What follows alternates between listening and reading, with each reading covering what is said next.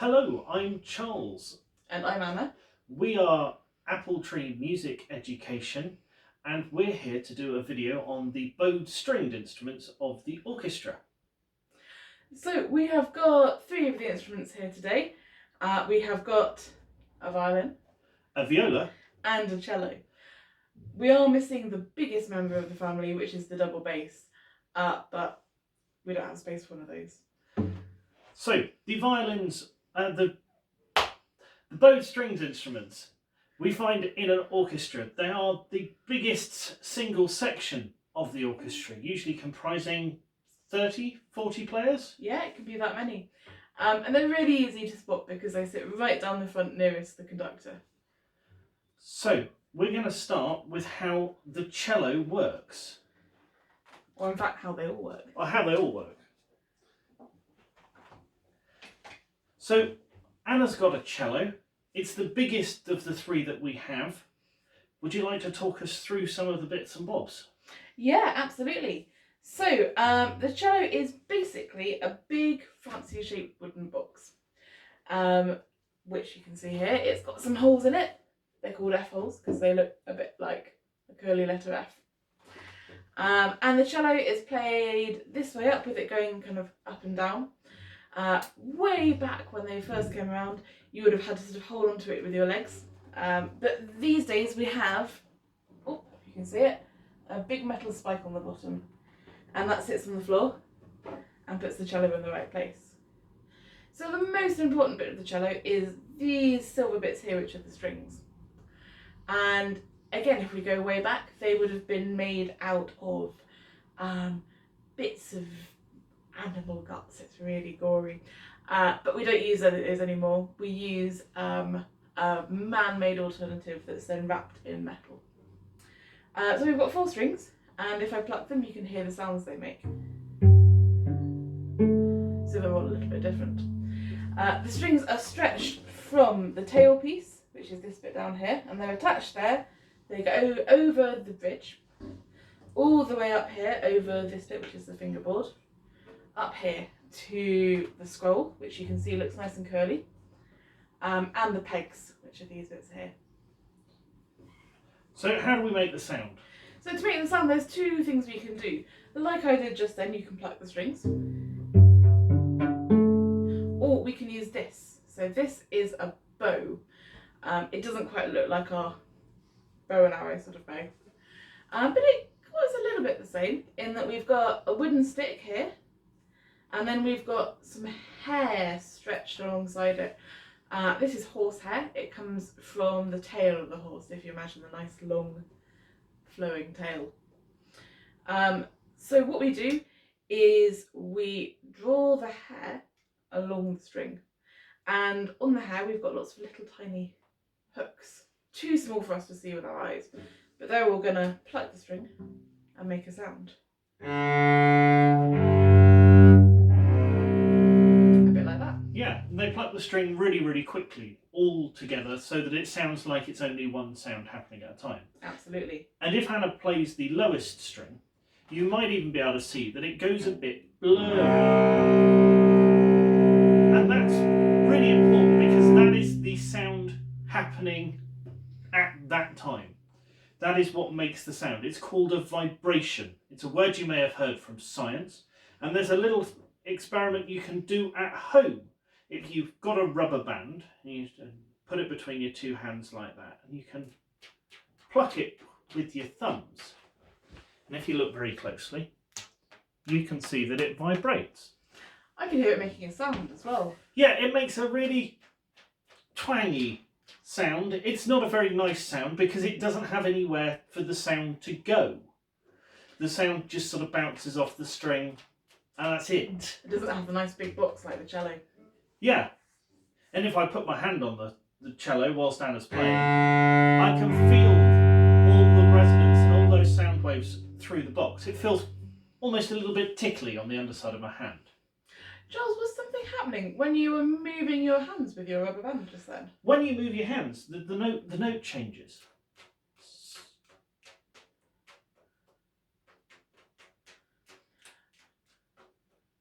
Ah, yeah. So when it gets a bit tighter, The note goes a bit higher. It does.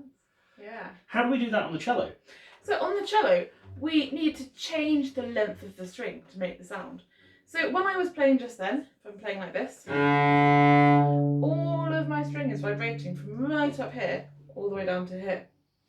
But if I want a higher note, I need a shorter string. So what I can do is use one of my fingers to press the string down.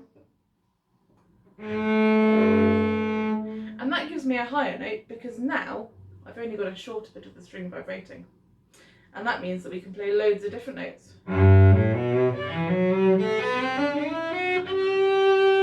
Like that. And the cello has one of the biggest ranges of the string section, doesn't it? It does. We've got some really low notes like this.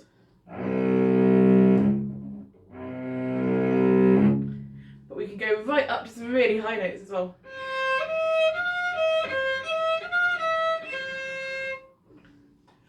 And you might also hear this in some of your favourite music from film and TV. Oh yeah, see if you recognise this one.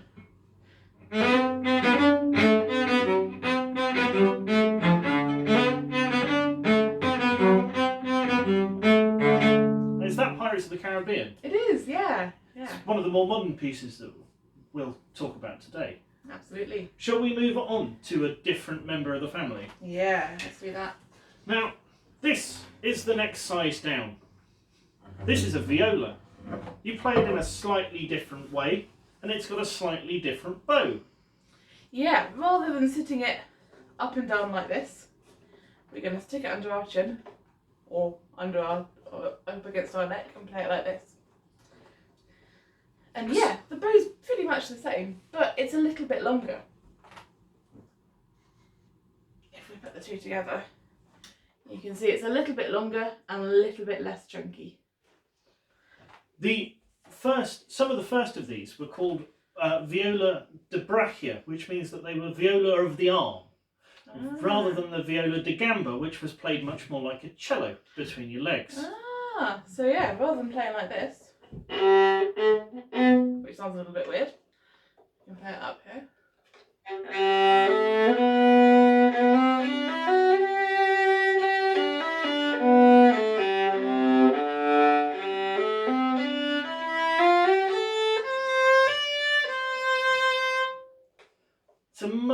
It's a richer, slightly more agile sound than the cello. It moves a bit quicker. I think to so, my ear. yeah. So when the viola is playing with other instruments, it usually tends to be somewhere in the middle. It's not the highest and it's not the lowest. So it doesn't get to play the tune so much, but it fills out the middle of the music and makes it sound nice and full. It's a good texture. It is, yeah.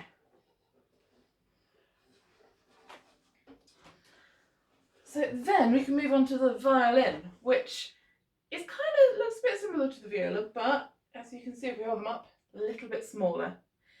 And it's a little bit smaller because it's a bit higher.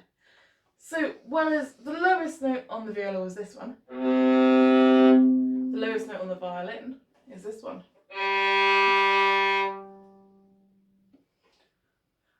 But as you can see from looking at them, the general way they're put together is pretty well the same.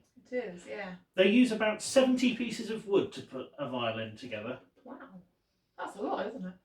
Can we go through some other bits of the bow? What other bits of what's this bit at the end called?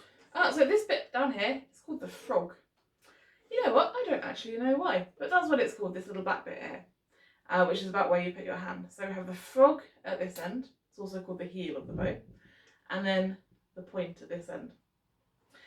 And the horsehair on the bow can be tightened and loosened. So when you're not playing it, so that it's not under so much pressure, we can loosen it off. We can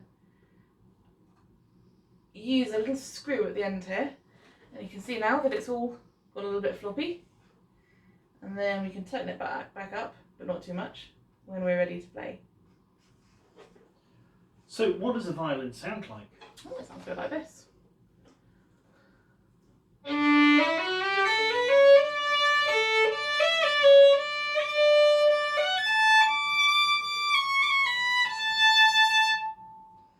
It's a really nice high sound, sawing. It is, yeah. when it's playing in a group, the violin is usually one of the highest instruments, so it often gets to play the tune.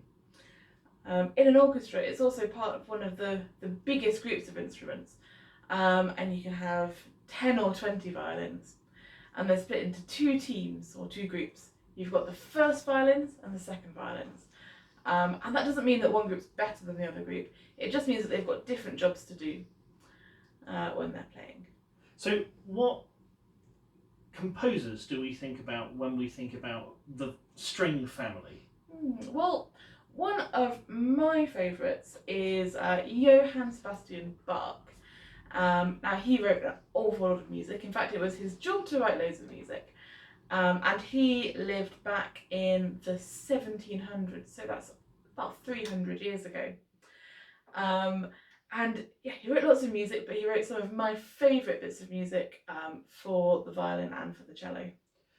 The Johann Sebastian Bach is notable because he really popularised the violin and the violin family. Because when they were first made in the 1500s, about 500 years ago, they weren't very popular. And so it was people like Johann Sebastian Bach and Arcangelo Corelli, who's known as the father of the violin. He is indeed. Who popularised them. Yeah. There's also Antonio Vivaldi. He wrote a lot of music for string instruments, and he was a teacher, so lots of the music that he wrote for his students to play. That's really interesting. Yeah. And as we move through, I think you'd struggle to find any famous composer who hasn't written some music for the string family. Composers like Mozart and Beethoven, Brahms and Mendelssohn. Indeed. You can also see the violin in other types of music as well. Yeah, so the violin can also be called a fiddle, and it's used a lot in folk music, both in this country, in England and Scotland and Ireland, and Wales, and also over in the States, and in Europe as well. I think that's about all we've got time for today. I think so. Shall I just take that from you, and we can have all of them on to finish. But we've really enjoyed talking through the stringed instruments of the orchestra with you today. We hope that you'll join us again for another video. And we'd like to say goodbye. Bye-bye. Bye. Don't forget, you can also join us every week on a Wednesday for a live interactive music session via Zoom. You don't need any instruments or expertise for this. Just come along and we will do some activities, some singing, maybe have a look at some instruments as well. Have a look at our Instagram page or our Facebook page for more details on how to sign up, and I hope to see you there.